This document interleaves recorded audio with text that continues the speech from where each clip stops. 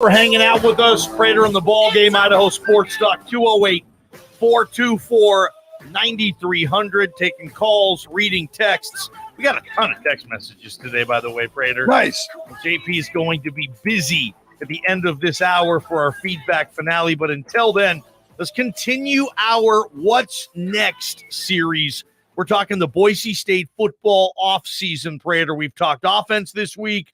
We've talked defense this week. We've talked transfer portal and roster this week. Today, we're talking what's next off of the field. This is our Jeremiah Dickey portion of this, right? Yes, sir. I love it. I'm excited for this. We love talking sports. We love talking business when these two kind of intertwine, and to see what Jeremiah Dickey has built, wants to build, continues to build. What's next off of the field? Go for it, Prater. Well, I got 2 or 3 items. I think you got a couple of items as well, and we can start with just that last conversation about the Chris Murray article and how efficient Boise State's athletic department is.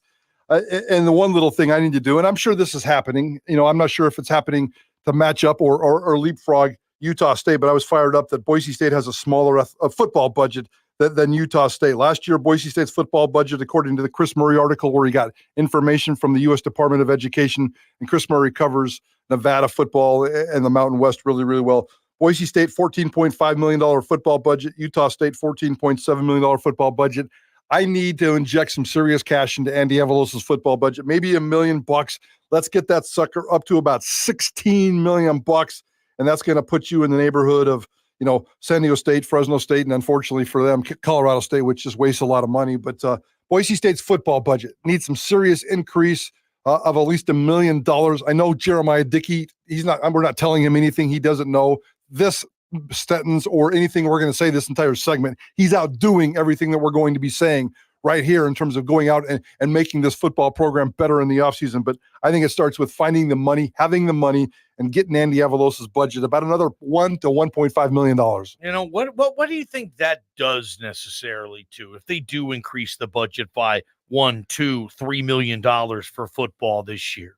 Well, I'd like to see some of that go to name, image, and likeness, and I'm not sure how that works, whether it's official athletic department money or just raising money from the community and funneling it into student athletes. I'm big into the name, image, and likeness thing because name, image, and likeness to me fuels recruiting, and recruiting fuels student athletes, and student athletes fuel wins and losses on a sports team. So to me, if you can just get that money, Boise State does a fantastic job with name, image, and likeness.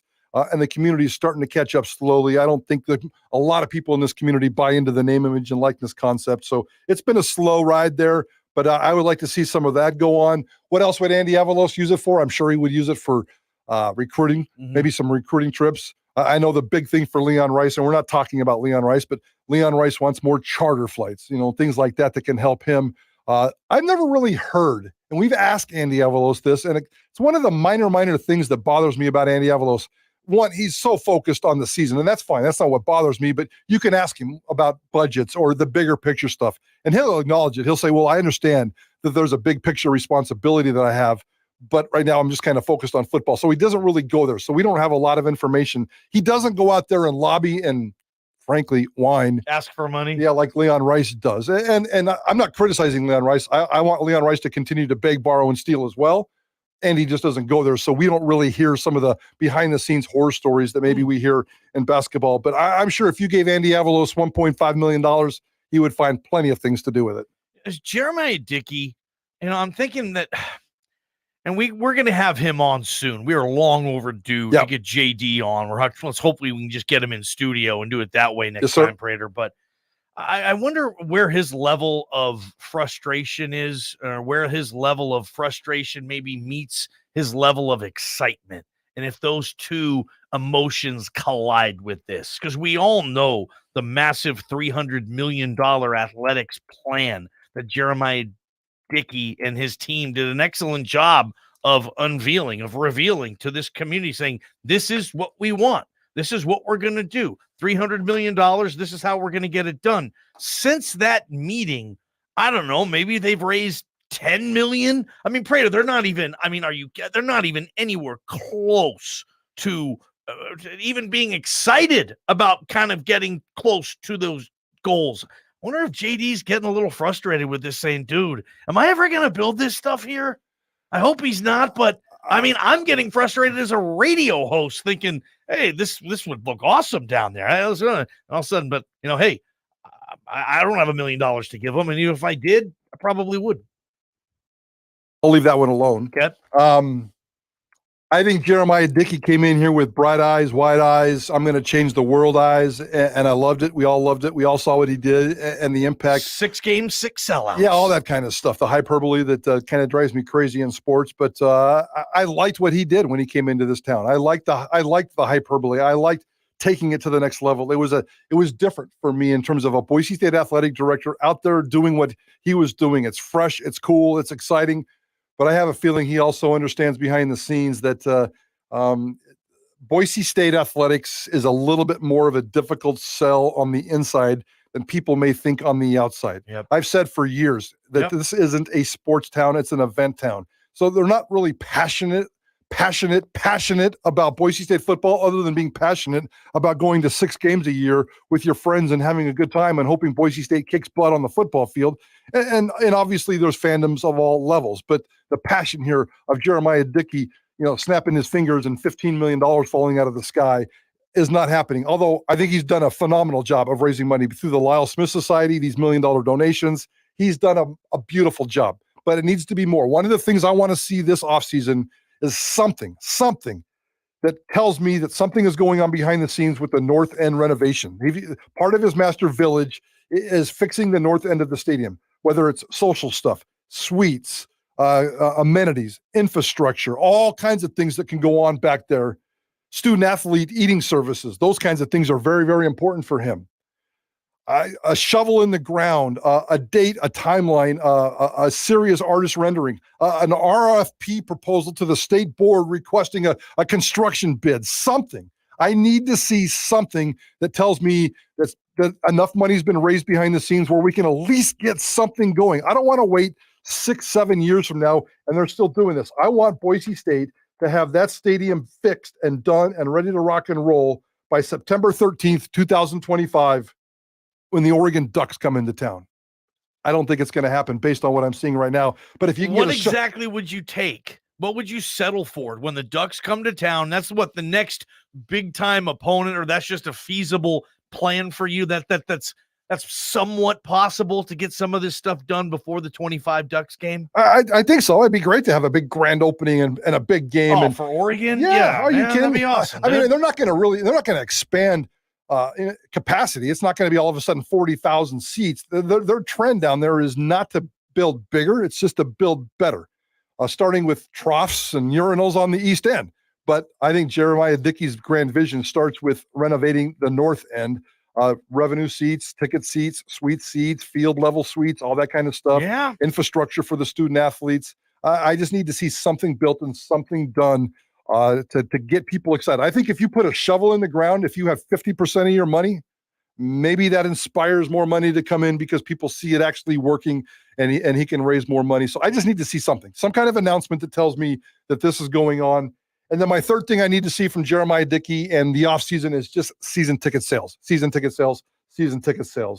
Barely grew up last year. They went from 2021, they went from 17,000 to 17,500. So they grew 500 in the first year with Andy Avalos. I mean, I'm sorry, from year 1 to year 2, they grew by 500. That doesn't feel like a lot to me. It's coming out of COVID, I thought it was enough.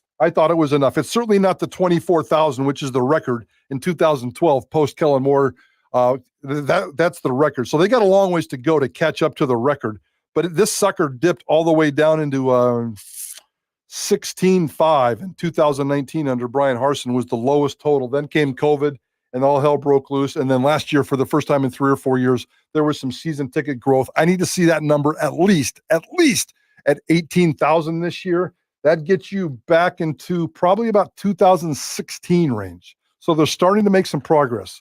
I need to see season ticket sales. I need to see some dirt in the ground. And I need to see a budget increase for Andy Avalos this offseason. Is there enough money in this town for this all to happen? No. I mean, no, there's just not. Okay. No. There's not enough people with deep pockets and bank accounts that are going to get what Jeremiah Dickey's vision at least a shovel in the ground for part of it. You don't think there is? I think there's a possibility something could happen this summer. I mean, certainly nothing. I mean, yeah, he's not going to get $380 million. I don't think it's too much to ask for the community to another 500 to 1,000 football season tickets. They've made it very affordable with different packages down there. So I think there's a lot of variety and a lot of options. And as Jeremiah Dickey says, every penny counts. So even if you're buying the small season tickets, I'm okay with it.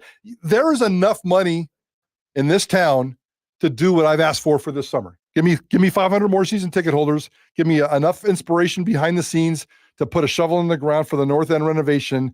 And Jeremiah Dickey's been cranking for the last 2 years to try to raise that budget money.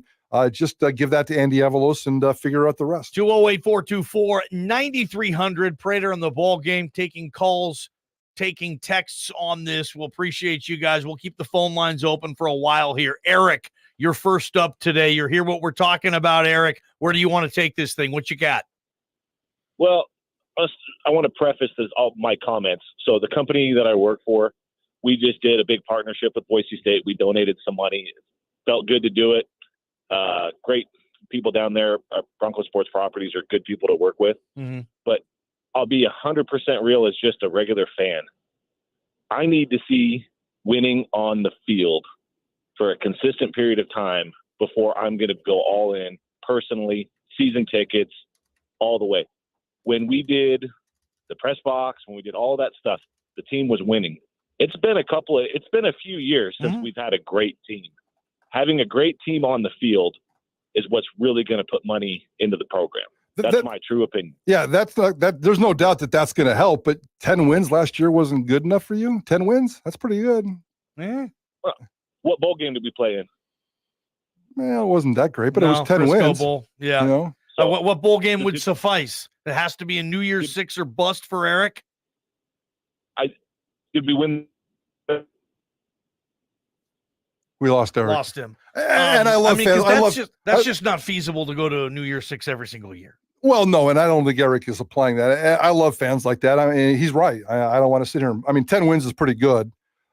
They had 12 the 2 years combined before that. So that's his frustration. After multiple years of Chris Peterson, Kellen Moore, and double-digit win seasons, they won 12 in back-to-back seasons. Obviously, one of them was a shortened COVID season. But yeah, they were winning 12, 13 games every year. So, and they're back at it next year or last year with 10-4. But I think that's a fair consumer. I mean, if I'm going to spend 15 cents on a chocolate bar, it damn well better be a good chocolate bar. If I'm going to spend $3,000 on a Boise State football season tickets, I better get the product in return.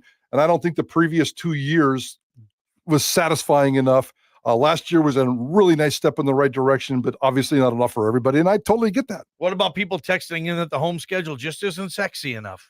Last year was okay. Next year is miserable. And after next year, it becomes really, really, really sexy. Okay. It gets better. This is the last year. And you still have UCF coming here this year. I like that matchup. I think that's a lot of fun. Other than that, though, what are you excited about? Nothing. There's not one other team other than UCF on the schedule this year that excites Michael Forrest Prater. No, not really. Yeah. There's Mountain West games that are now the home games are San Jose State, Wyoming, New Mexico, and Air Force.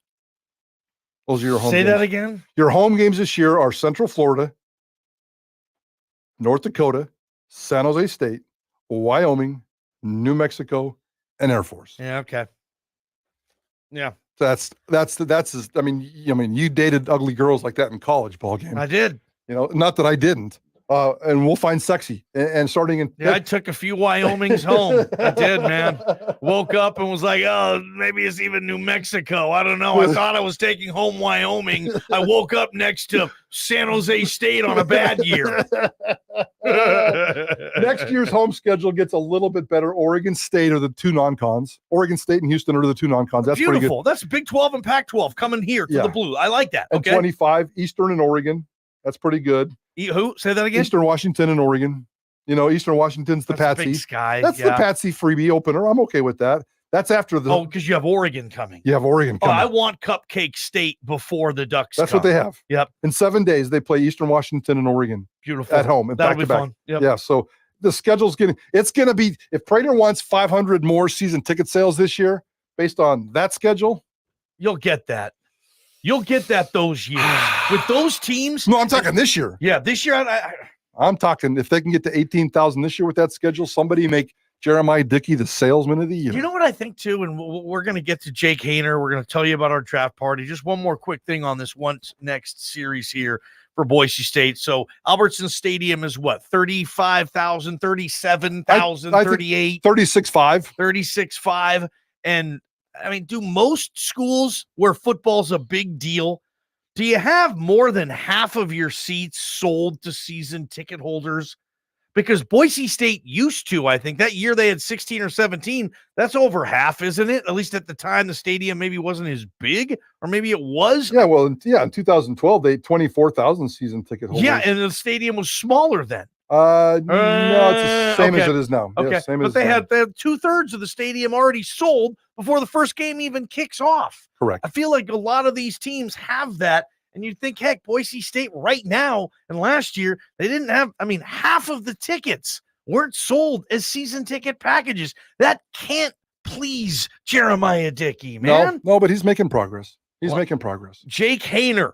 We're going to talk our NFL draft party and the Fresno State quarterback. I talked to Kirby Moore today, his ex-OC.